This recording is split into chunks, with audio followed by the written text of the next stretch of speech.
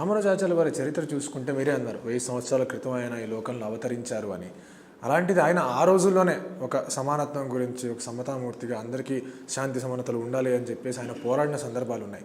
ఈ తరం వాళ్ళకి మన దురదృష్టం లేదో తెలియదు కానీ మన పుస్తకాలను అంత విస్తారంతో అది చెప్పడం అనేది జరగట్లేదు. మీ ద్వారా కొంచెం ఆయన గురించి చెప్తే ఇంకా చదువుకోవాలన్న ఒక స్ఫూర్తి మా ఛానల్ ద్వారా ఎవరికైనా లభిస్తుందేమో అని ఈ ప్రశ్న అడుగుతుంది. దురదృష్టం మన విద్యా విధానం బ్రిటిషర్స్ ప్రభావంతో సాగుతూ ఉంటుంది.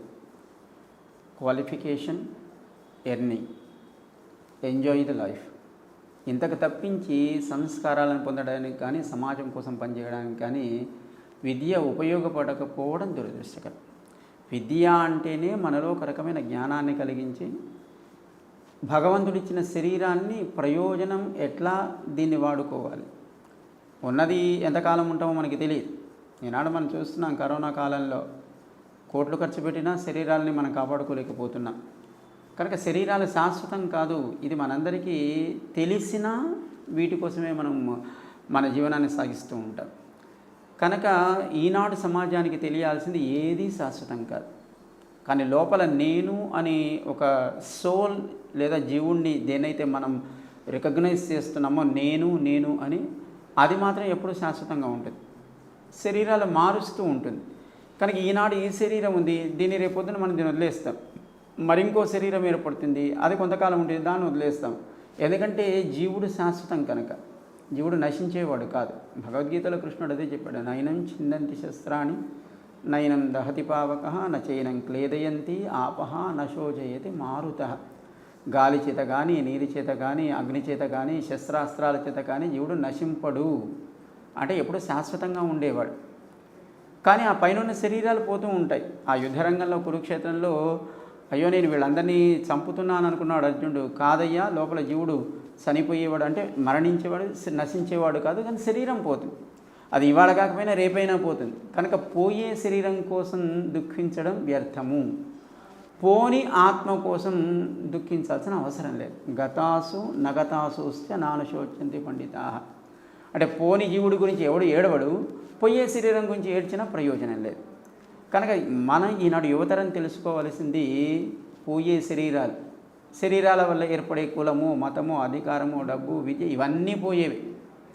కానీ జీవుడు ఉంటాడు, ఈ శరీరంలో కాకపోతే ఇంకో శరీరంలోకి చేరుతాడు. ఈ శరీరాలు అనేటువంటి సంసారం అనే చక్రం నుంచి బయటికి వెళ్ళి హాయిగా భగవంతుడి దగ్గరికి చేరే ఒక అవకాశం మనకుంది అని ముందు తెలుసుకోవాలి. ఇది తెలుసు కనుక రామానుజాచార్య వారు లోపల ఉండే జీవుడి ఉన్నతిని కోరుకోండి, పైన శరీరాలను పట్టించుకోకుండా ఉండాలంటే ఈ శరీరాన్ని వాడుకోవాలి, కాపాడుకోవాలి. ఎప్పటిదాకా మన ప్రయత్నం లేకుండా శరీరంలోంచి మనం బయటకు వచ్చే సమయం ఏదో ఒకటి ఉంటుంది. అప్పటిదాకా ఈ శరీరం మనకి ఒక పరికరం, ఒక సాధనం. దీని ద్వారానే మనం మంచి పనులు చేస్తాం, దీని ద్వారానే మనం ఆలోచించగలుగుతాం, దీని ద్వారానే మన సమాజానికి లేదా కష్టంలో ఉన్నవాడికి మనం ఏదైనా పని చేయగలుగుతాం. సో దీన్ని కాపాడుకోవడం అనేది బాధ్యత. కానీ ఇది ఇక శాశ్వతంగా ఉంటుంది అని అనుకోవడం మూర్ఖత్వం అవుతుంది. ఇది తెలుసు కనుక రామానుజాచార్య వారు శరీరం వల్ల ఏర్పడేది ఏది శాశ్వతం కాదయ్యా, మీ కులము, మతము, అధికారం ఇవన్నీ శరీరం వల్ల ఏర్పడుతున్నాయి, శరీరంతో పోతాయి. వెళ్ళే జీవుడికి కులం లేదు, మతం లేదు, డబ్బు వెనకరాదు, అధికారం ఉండదు. దీన్ని కాపాడుకోవాల్సిన బాధ్యత కొంతవరకు ఉంది, దాన్ని కాపాడుకుందాం. ఇది సమాజ ప్రయోజనం కోసం, కష్టంలో ఉన్నవాడికి ఏదైనా మనం సేవ చేయగలిగే అవకాశం కోసం దీన్ని మనం వాడుకుందాం. అలా వాడుకున్నప్పుడు ఏమవుతుంది, శరీరం మంచి పనులకు వినియోగించినట్టు అవుతుంది. అప్పుడు జీవుడికి చెడు కర్మ చేసే అవకాశం ఉండదు. పాపము, పుణ్యము ఇలాంటివి వీడిని బంధించవు. వీడు హాయిగా ఏదో ఒకరోజు ఈ కర్మబంధం నుంచి వీడు భగవంతుడి దగ్గరికి చేరగలుగుతాడు. సో మనకు తెలుసుకోవాల్సింది ప్రధానంగా లోకంలో ఏది శాశ్వతం కాదు, కానీ మనం ఎప్పుడు ఉంటాం కనుక ఎప్పుడు ఉండే మన గురించి ఆలోచించడం ప్రారంభిద్దాం. ఇది తెలిసి కనుక రామానుజాచార్య వారు మనమంతా ఎప్పటికీ ఉండేవాళ్ళమే. కానీ ఇప్పుడు సమాజంలో ఏవైతే వేరుతనం చూస్తున్నామో, ఏదైతే కులమతాల ప్రాతిపదిక మీద మన జీవనం సాగిస్తున్నామో, అది సమాజ శ్రేయస్సుకు, సమాజ హితానికి వినియోగపడడానికి కోసం ఏర్పడిన వ్యవస్థ తప్ప మనలో మనం కొట్లాడుకోవడానికో ఈర్ష్యాద్వేషాలు పెంచుకోవడానికి కోసమో కాదు. కనుక కులము, మతం ఇవన్నీ సమాజంలో భాగమే. సమాజ నిర్మాణానికి ఇవన్నీ అవసరమైన దాన్ని సమాజ నిర్మాణానికి, సమాజ శ్రేయస్సుకు మనం దాన్ని వినియోగించాలి తప్ప స్వార్థపూరితమైన ఆలోచనలతో కాదు. అందుకోసం వారు ఆ సమతా భావాన్ని వారు లోకానికి అందించగలిగారు.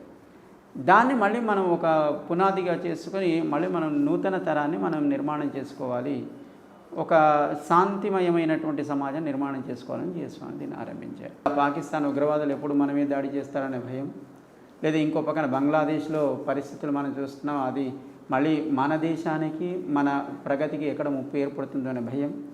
ఇది మన దేశానికి ఉంటే ఆ పక్కవాడు కూడా అలాగే ఆలోచిస్తారు. ఇండియా ఎప్పుడు మన మీద దాడి చేస్తుందో ఏమో అని పాకిస్తాన్ కావచ్చు, బంగ్లాదేశ్ కావచ్చు, ఇతర దేశాలు కావచ్చు. ఈ భయం అనేది